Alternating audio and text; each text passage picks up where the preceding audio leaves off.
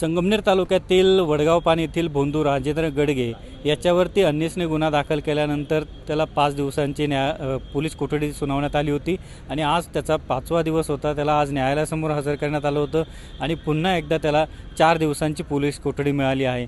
आपल्यासोबत अनितच्या राज्य सचिव आहेत बोलण्यासाठी ॲडव्होकेट रंजना गावंदे मॅडम आज काय युक्तिवाद झाला आधारावरती त्यांना 4 दिवसांची शिक्षा मिळाली?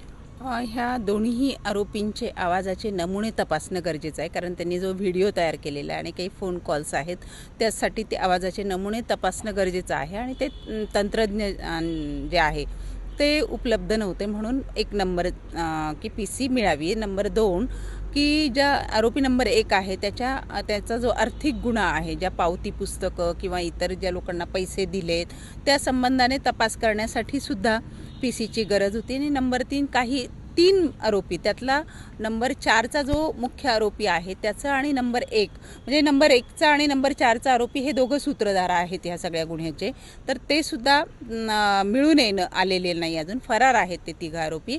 तर त्यांना कस्टडीत घेण्यासाठी सुद्धा ह्या PCची गरज होती, तर ह्या मुद्द्यांवर PC मागितलेली आहे आणि कोर्टाने त्याप्रमाणे 4 दिवसाची PC दिलेली आहे।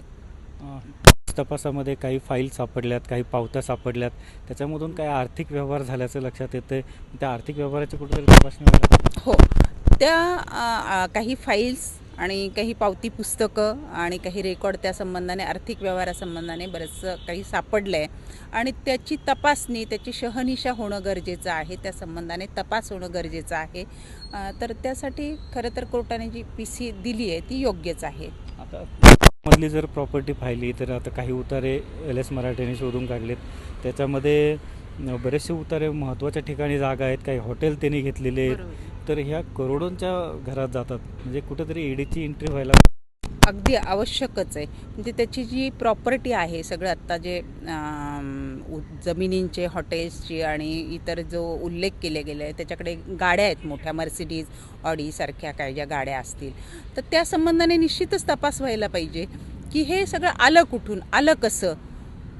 तर EDची एंट्री तिथे आवश्यकच आहे आणि ती होईल अशी अपेक्षा आहे।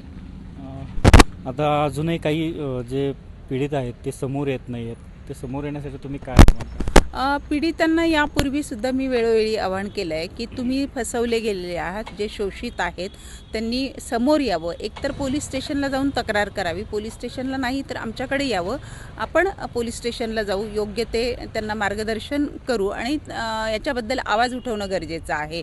कारण असं आवाज जर नाही उठला तर हे अशा प्रकारचे भोंदू तयार होत राहतील आणि पीडितांचं शोषण होतच राहील। म्हणून आजही मी तेच सांगते की ज्या स्त्रिया असतील, जे फसलेले लोक असतील, त्यांनी निर्भयतेने समोर यावं आणि त्यांच्या विरोधात तक्रारी दाखल कराव्यात।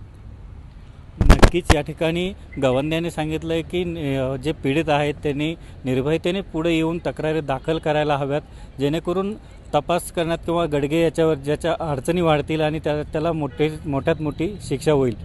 LS मराठीसाठी अमोल मतकर, संगमनेर, अहिल्यानगर।